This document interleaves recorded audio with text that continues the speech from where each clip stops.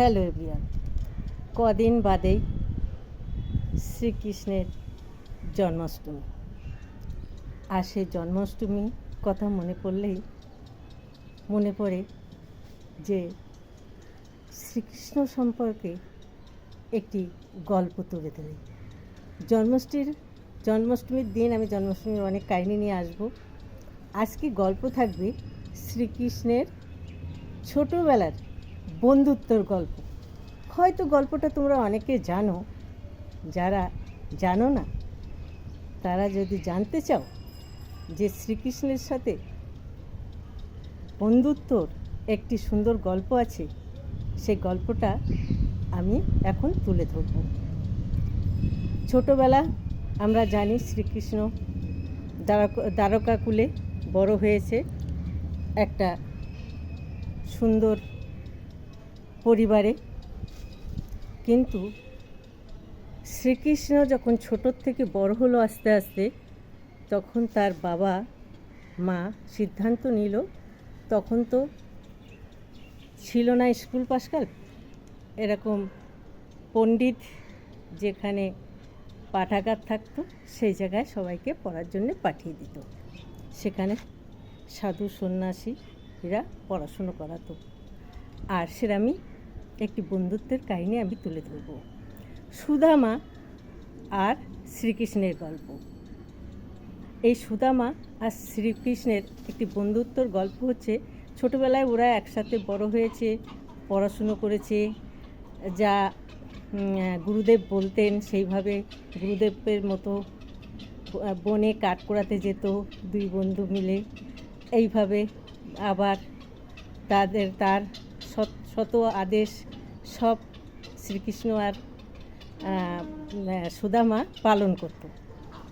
এইভাবে কাঠ কুড়াতে কুড়াতে ওদের ভেতরে বন্ধুত্ব হয়ে গেল, একসাথে পড়াশুনো করা, একসাথে খাওয়া, এক থালায় ওঠা বসা। একদিন যখন বড় হয়ে গেল, সুদামা তার বাড়ি চলে গেল আর শ্রীকৃষ্ণ তার রাজ্যে গেল। শ্রীকৃষ্ণ তারকা রাজা হলেন, আর সুদামা গরিব হতদরিদ্র ব্রাহ্মণ, দিন আনে দিন খায়, খুব অভাব অনটনে যায়।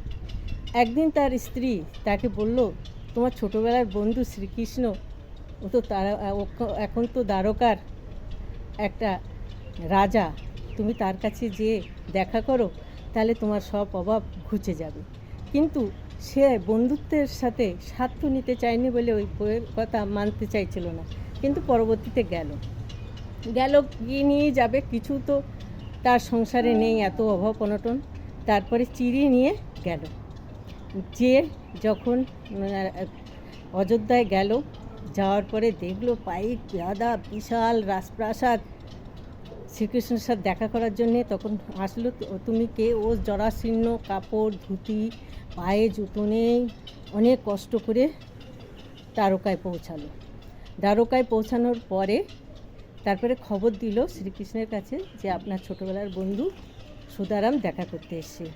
তখন শ্রীকৃষ্ণ সেই সোনার সিংহাসন থেকে দৌড়িয়ে এসে তাকে জড়িয়ে ধরল, আর তাকে পাগুলো রক্ত পড়ে গেছে, যেহেতু খালি পায়ে গেছে, সেই পাগুলো ধুয়ে দিল।